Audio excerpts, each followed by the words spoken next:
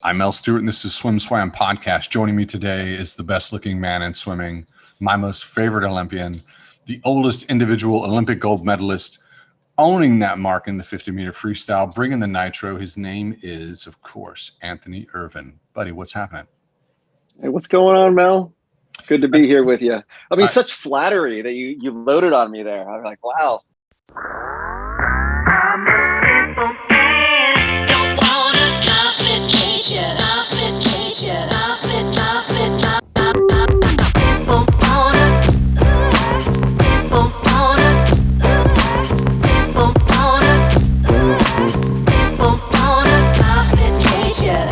We're just swimmers, swammers. I'm at the boundary in between. You're maybe more of a swammer. We asked you to come on, and I really felt like I put you in a vulnerable spot, and I appreciate you saying you'd come on and talk about this a little bit.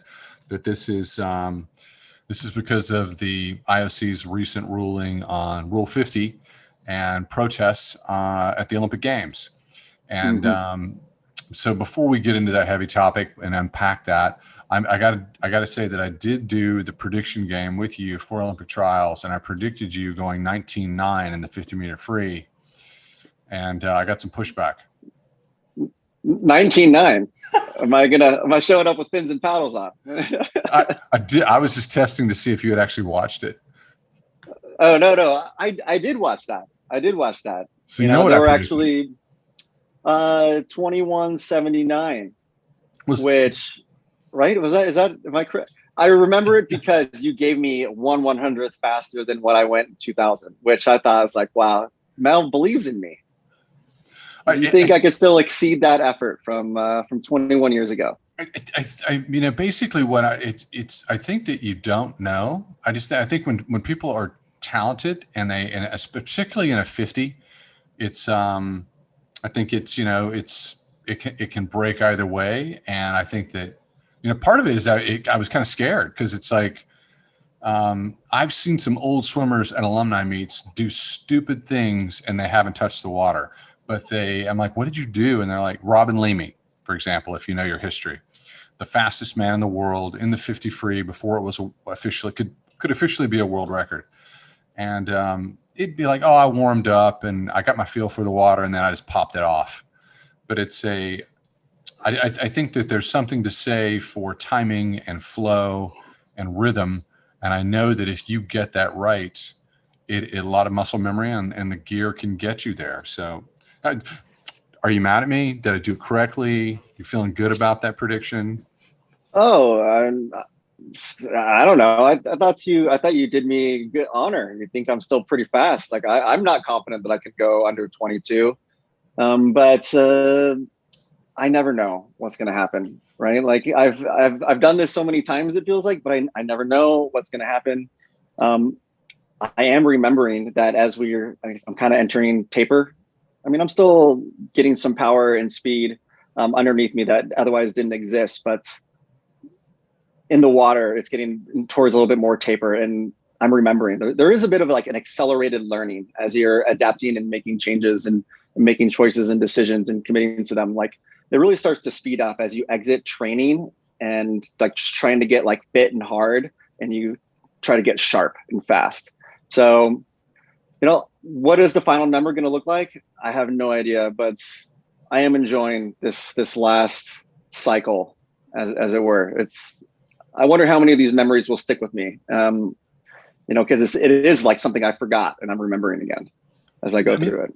The beauty of this is, you own a piece of history that's so unique, and your career is so dramatic, and with the long retirement in between medals, and frankly, that I felt like that medal should have been 4 years sooner, and it was. Oh man, yeah, you hit me with some PTSD on the last time I was on your podcast, making me think about London. I'm like, oh gosh.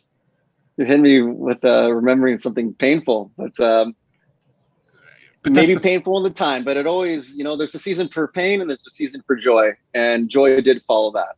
And that wasn't, and I'm not even talking about Rio, right? It's just, we're talking about life here. But the point is that you do own this history. So I think that when you're at this point in life, the fact that you can be in the hunt and stand up and race it at trials is it's clearly a story. It's inspiring. And the interesting thing is that I go to the SwimSwam comments, so sometimes they can be brutal, but I really felt the Ervin love there. I felt some love there. Like, yeah. It was clear this, like, the fact that you were going to be there was made people happy. Well, I agree, and I I felt it too. Even so much as my parents were a little bit worried when they saw, when as a close mentor of mine, Sabir, said, he's like, I haven't seen your lion come so far out its den in a while. When I made that statement about Rule 50. And there was a lot of blowback in the comments, and my parents read it, and they were kind of like simultaneously worried, but also knowing that it's going to be divisive. There's no way around it. Like it's unfinished. But they are worried, and it's like, and I had to show them the next piece that you put out, where I'm like, listen, if you want to see what the swimming community thinks about me, read some of these comments, right? Like, I think that gives you a more holistic look at it, instead of just maybe some of the the militia of in the culture wars, who see things in the opposite, who may show up to cast their vote on the other side of the coin. So there's more to it. Somebody's politics is not unilaterally only them, and nobody's life and even their swimming career can be forked in that way. It's I didn't read the comments on your statement, which you made to Instagram, and probably that was just muscle memory on my part, because when I know something is political or someone makes a statement, I'm like, this is going to be rough. But I do like that you've set that next to the performance report on you, where your fans come through and they're excited about you being there, and I appreciate that you guided your family through the trauma.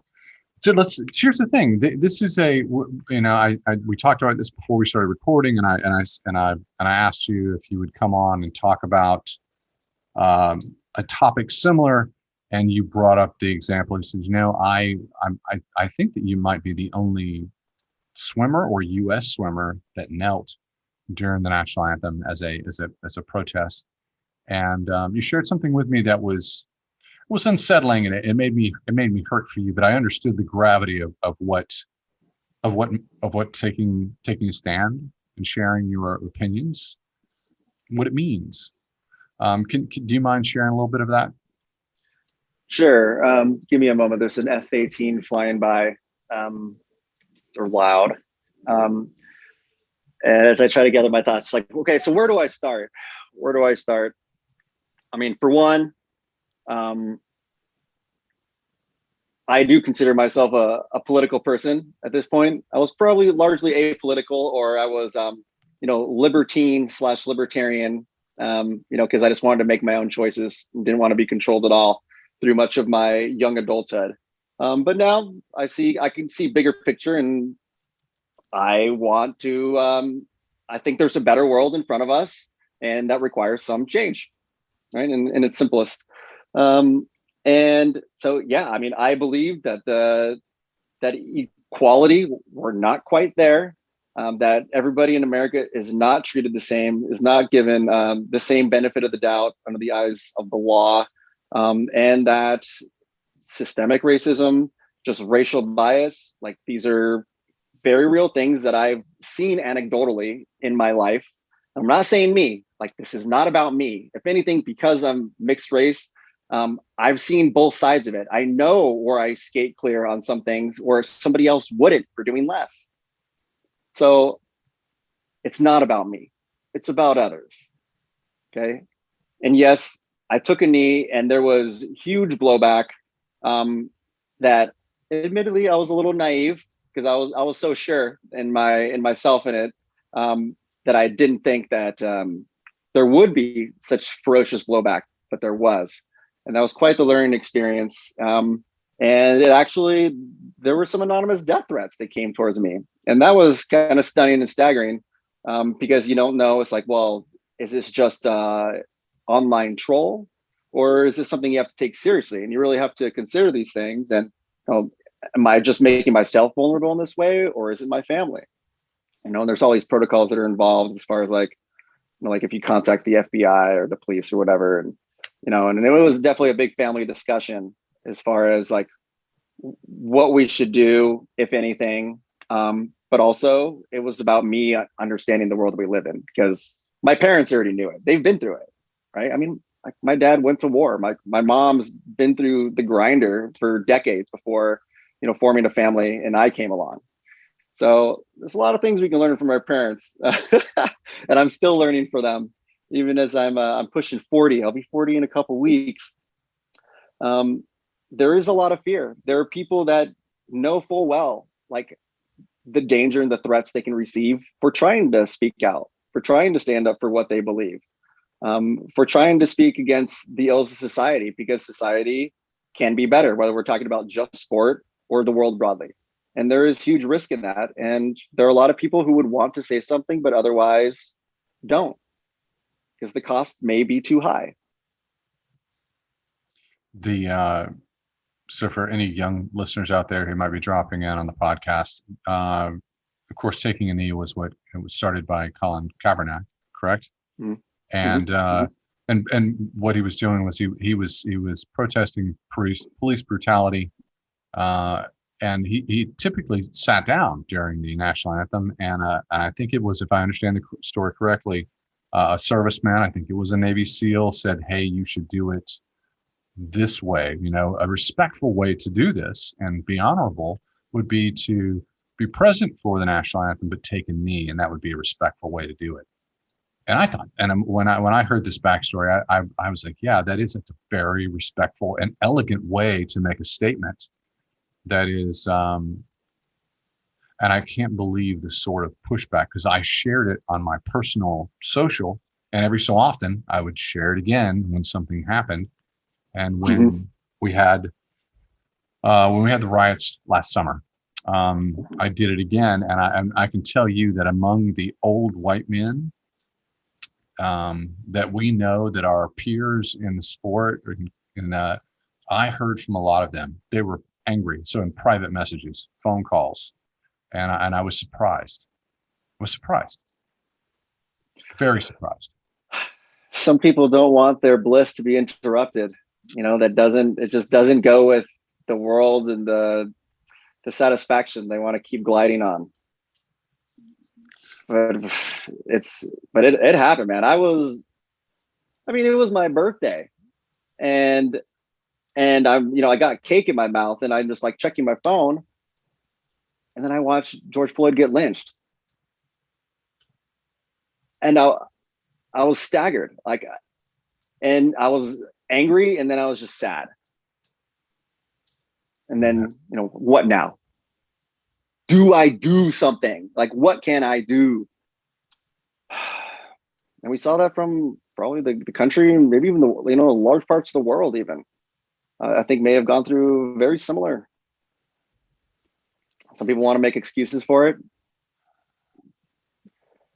I don't. No, it just, I didn't, I was a wimp. I didn't watch it forever, because I'm like, I don't want to watch a snuff film.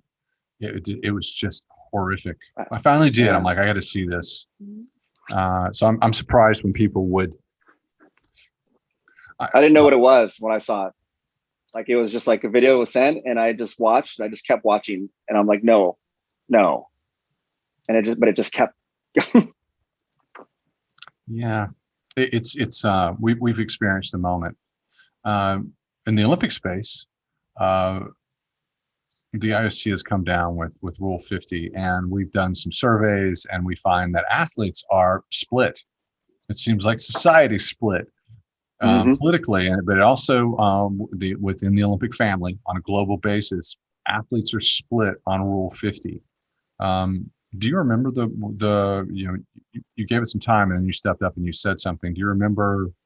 Can you crystallize the message that you shared? And well, I think what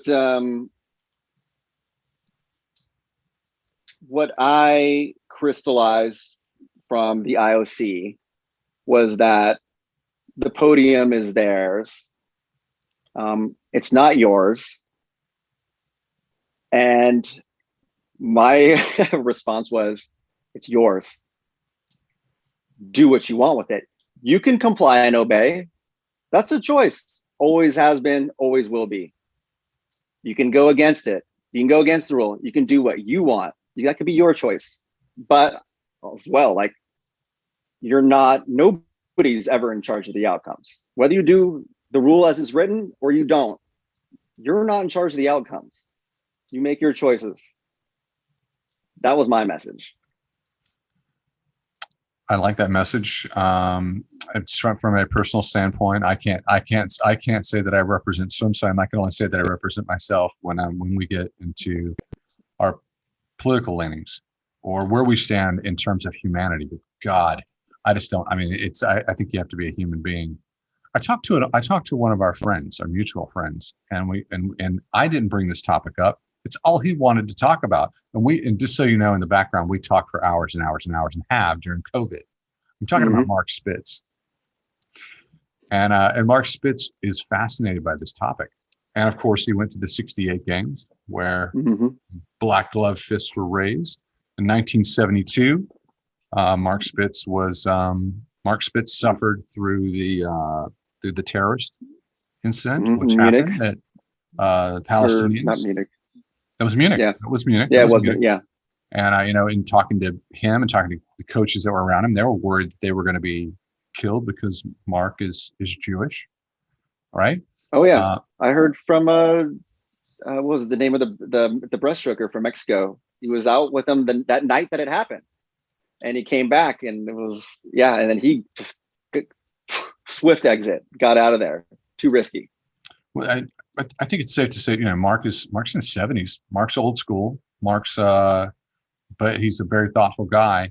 And he goes, what's funny within all of this rule 50 and we're in the IOC stance. He said, I guess, I'm a part of the establishment. I've always been a part of the establishment. I've always shown up and played Olympian and kept my mouth shut. And he does his appearances and he makes his speeches and keynote addresses. But because I find it fascinating that the IOC barred South Africa from 1964 to 1988. And yet when an athlete wants to use their voice, there's a problem with that. And he didn't take a stance, but he put a bright light on it. And I thought it was pretty smart. And so have you thought about that? That's an interesting thing. For folks listening, South Africa was barred from the Olympic Games in 1964 because of their racial segregation policy, which is famously known as apartheid. And that was the right move. But that is interesting. Have you thought about the fact that the IOC did that? I think more about how Rule 50, as it came into being, is a legacy of former IOC president Avery Brundage, who was an American. The only time an IOC president has been an American, and he created that rule, and he was the one who came down the hardest against John Carlos and Tommy Smith for Mexico City and what they did, right? And this was in the heat of the civil rights movement that our parents lived through, right? That's what I think of, right? And Rule 50 is it's a legacy of that. It's still a part of it. It had kind of gone away, the original intentions of it, but it was specifically for that, to deal with that. And Avery Brundage, he wanted to bring, even before the South Africa thing, Rhodesia was a country that he would arguably even worse apartheid, and they were banned, and he was trying to reverse it. He's like, no, we need to bring Rhodesia back to the Olympics. This is very important. When he was a vehement white supremacist. He was at the helm of the Olympics. Yeah. And we haven't had leadership, a true leadership. We had in the United States, we had that leadership at the time, and we haven't since. Not really. Nope. No, and it would not necessarily a bad thing, considering if you know your history and you know his legacy. I did like Mark's point. But I do appreciate the light you've shed on a piece of history in the United States Well, as a part of the Olympic Committee. I mean, it goes to show that the Olympic movement, it can live up to its aspirations and lead the way for a better world, but it could also fail in that. And so it's like, well, what are we going to get this time? Right? Like right now, it seems more or less, it's almost like an open dare, right? Where it's like, you can't do it. You shouldn't do it. We don't know what's going to happen if you do it, right? And I think we want to think unilaterally about the podium as Americans, as this is a place for saying something about civil rights or the lack of equality or the pursuit of equality in our country. But I mean, if anything, in swimming, podium protests internationally is something different, right? If we think about the Australians and the British, and that's a very different thing, right? So we can't lose sight that this isn't just America's thing, but that doesn't mean that what American wants and needs to do in fulfillment of our rights, whether it's rights as the United States or rights, broader human rights, that does not take a back seat to it, but it's all part of the bigger picture. It's very interesting. I think that there's I think behind the scenes, frankly, there's a lot of concern. The Olympics is a movement, but if we're being honest, it's being driven by capitalism. And it is, in many respects, if you're among the Olympic family and you've been there and you have that experience, you know that it's a very big corporate convention, and there's sports on the side. And it feels like that at times. If you're there and you're retired and you see the backside of it and the experience of it. Now, there's moments of glory and excitement, and we get caught up in narratives, but there's a capitalistic side to it. I think that I wonder personally, maybe you're I think a little bit more of an insider into that community than I am. I wonder if they're looking at like the Academy Awards and going, wow, this type of media where you tune into a narrative that goes for hours or days doesn't fit with in the Instagram world, and they're concerned that the value is going to be diminished if everyone protests. There's fear, and the fear is economic. The fear is ratings, that people are going to tune out. Okay, so I think it's a bit of a red herring. I don't buy into the ubiquitous capitalism argument. I think that's there, and it's often a convenient excuse, but I mean, we just went through a pandemic and the government just printed a bunch of money, right? And so money is about trust. It's about believing that it has value, right? So if you're saying that we don't have the money to do these things or it's going to affect our money, it's just, you really just saying you don't believe. Right now, as for competing apples to apples in an Instagram world, I don't think that's a very good assessment either. I think it's all layered. I think it's all layered that while broadcast television doesn't have the place now, it's not exactly the same as it was 40 years ago, but it's still there and it's still very important, and everything's kind of built on top of that. And the Olympics, of course, has the potential to have incredible moments that are all over social media in 30-second clips, right? And there's very artful ways to tell those stories of these athletes in such short clips. And the athletes that can do that themselves, I mean, they're going to be really, really successful moving into the next quad. So, I think those are viable arguments. And I mean, it's the limitation of these organizations that they got to try to keep it under control. Like it's not that I don't understand why they try to do what they do. I also just think that they're missing the mark, and that's from the outside. There are many people that can see a lot farther, and that's not to take away. I think the Olympics, its aspirations are clear and good, and we just got to make it happen. Just got to make it work. So, and I do believe in Thomas Bach. I've met him. I think he absolutely values athletes. I think he believes in justice, and he's just between the rock and the hard place. I think every big organization is when these kind of cataclysmic events are coming along and how you deal with them. So, Leadership is very difficult. And I just hope he finds a way through it as a leader, and the Olympics as well. And it's not even going to end here. I mean, Tokyo is just one thing. I mean, the Winter Olympics is a whole nother kit and caboodle. I don't even want to start talking about that yet. Yeah. That's a topic for another day. But it's my point in terms of capitalism is that capitalism creates the sense of scarcity. I like the fact that you're like, hey, you can just print money and it's about belief. That does that in terms of it, the philosophy of like, look, guys, this is what life's about. Yeah, it comes down to trust, and we can just make it happen. And where do we want to put our interest and value and time and energy? Something I always loved about the Olympic movement was that Pierre de Coubertin started the modern Olympics in 1896, and it was really about bringing the world together to compete and be together. So we walk in as nations, and then with the closing ceremonies, everyone's mixed together. And how can you be at war? When you have this experience? And I love that. I wish the IOC were much more vocal in terms of a message of peace and inclusion, and really took a high road.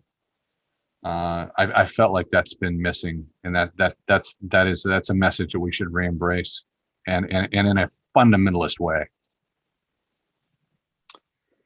I think they're clinging to a fundamentalist interpretation of that as opposed to an evolving one, right? There's always new ways of like how you envision what inclusion is, and in the greater, broader humanity.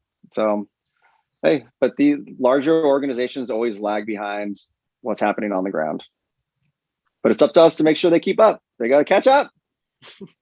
And what's funny is that leadership is, if we had to like take some, the median age would probably break somewhere in the 60s. But it's, you're dealing with people who are in their late 40s, early 50s, and into their 80s, and they're controlling this thing called the Olympics, and that's the way it's been for a very, very long time. You're 40 years. Are you 40 years old now? You're about to turn 40. You just turned 40. Turn 40. This is buddy. This is my last moon of being 30s.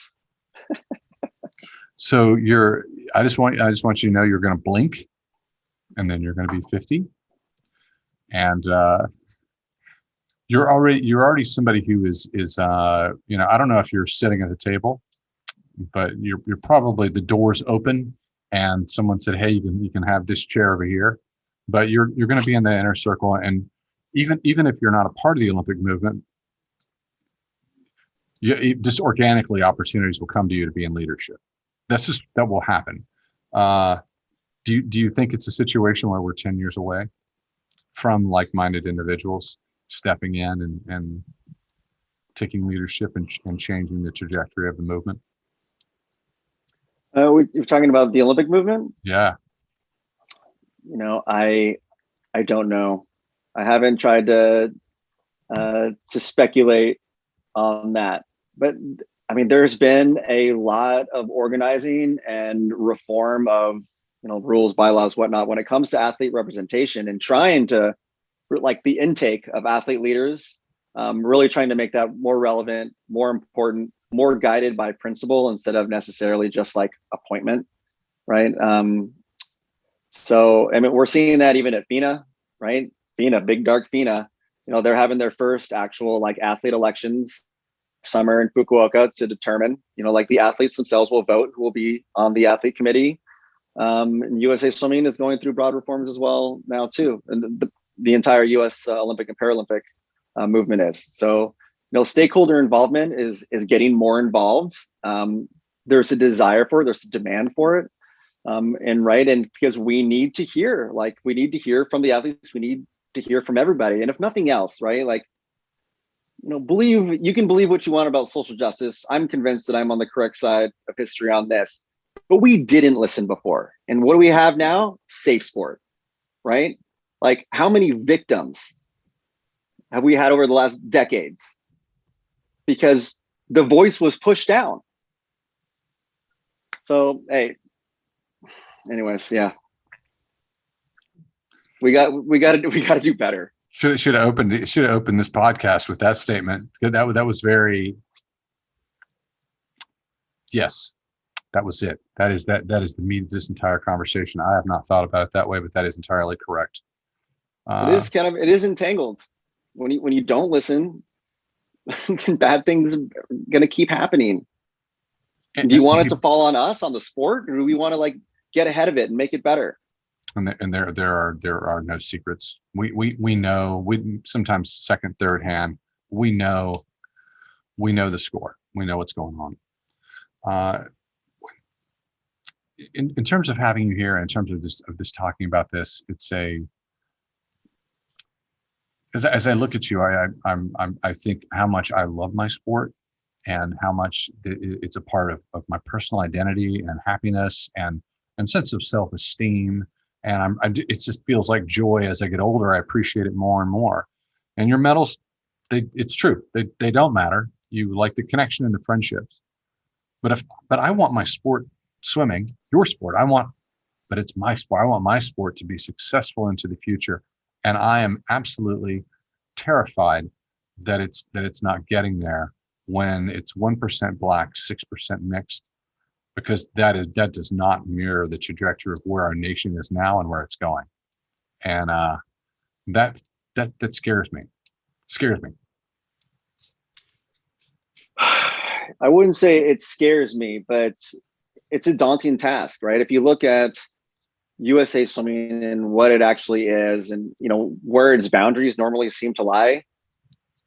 I mean, was USA Swimming at fault for Jim Crow and taking the pools away from Black Americans, right? Or the instilling of a culture where only whites are allowed in the water?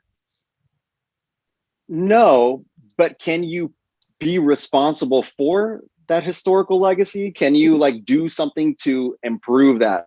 And I think the answer is yes. And every indication that I've gotten from the staff level at USA Swimming is they want to do it. It's just a question how do we do it? We need help. So we need to get them that help. For those of us that care about it, we're gonna have to get some shovels out and start digging, right? Because it isn't gonna happen automatically. And I certainly want to believe that swimming wants to be as broadly an inclusive sport as can be, and we can lead the way there. So yeah, the numbers, they will cover the demographics. It's always, those are, talk business, the KPIs, right? Those are a thing, absolutely. And we need to make sure that those people that feel isolated and alone in our sport don't. We need to connect them with more people that are so that they don't feel bewildered and alone, but there is a path for them to go, and there is a community, right? And the swim community is a great one. As you say, I love the sport. And when I was younger, I was very frustrated. I was actually talking to a swimmer last night, and he's exiting being a Navy SEAL. And he was a swimmer before, and he was caught up in this idea that just swimming had to suck if you were to be good at it, right? There was this relationship of just frustration and anguish and suffering that goes along with the sport. But as you and I know, the further along you go with it, the more you learn to let that go, or at least submit to why that may needed to have happened in order for you to advance. And then I don't want to fully let it go, right? If I can just swim forever and that's all I had to do, that would be great. But I know the body keeps a score on this one. I'm really hoping that that the country can, and I absolutely has the talent to do it. They have to prove it and take me all the way down. Maybe I won't even make semifinals. But yeah, time can switch how you feel about it. It's incredible. And taking those lessons, and I guess that's how you and I can lead in the sport, right, Mel? I like that you brought it back to you put us back in the pool. And I know you're a middle-aged man now, and I'm not saying that you're going to retire after the Olympics. But is there a chance that I'm a little faster than I thought I would at trials? Do you keep showing up? Do you keep going to The pro meets, do you keep racing? Seems unlikely, to be honest. I had a serious pivot to the wild waters even after Rio, and I'm gonna miss having the organizing drive of competition to keep getting more from my body. And but even in the absence of competitions, being out at the ocean and challenging myself in those conditions makes me want to still make sure my body is getting stronger, without letting it just go to waste and just pain management, right? Because when you're not into something or you're doing nothing at all, when you're older, it's just like you become pain management. It's not about getting stronger. And so I think there's a natural pivot so that I can continue to be stronger and thrive into my 50s. Because you said I'm going to blink and it's going to be, my 40s are going to be gone. So I hope I'm doing something that I love and is still at least tangentially connected to the sport of swimming.